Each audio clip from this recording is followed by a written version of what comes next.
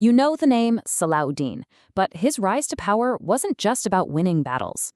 Back then, Muslim leaders were way more interested in fighting each other than the European invaders. So how did one guy pull an empire from all that chaos?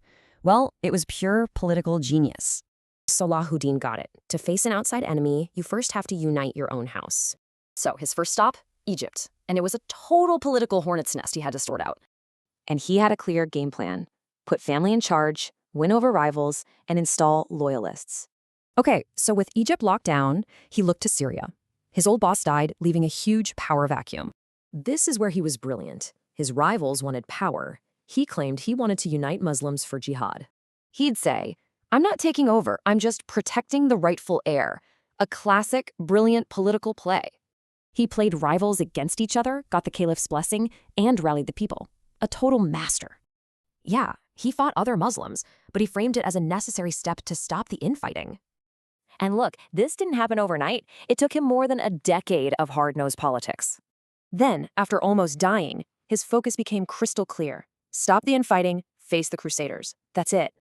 After all that work, the Muslim world was finally united behind him. Now he was ready for Jerusalem. And it all comes down to this. 1187. The Battle of Hattin. This was everything he worked for. His united army absolutely smashed the Crusader forces.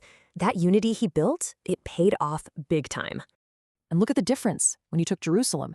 No bloodbath, just a negotiated, peaceful surrender. He was incredibly lenient, He let thousands leave peacefully after a tense negotiation. But a win that big gets noticed, and it brought his most famous rival to his doorstep, Richard the Lionheart. What came next was an absolute masterclass in diplomacy. Peace talks were just as key as the battles. It was like a chess match. They were both trying to poach allies and use talks to stall for time. A writer at the time nailed it. For Salahuddin, war was just a tool to get a better deal. Ultimately, his huge empire wasn't held together by force. It was held together by him, his character. So you have to ask, was his real victory on the battlefield, or was it at the negotiating table?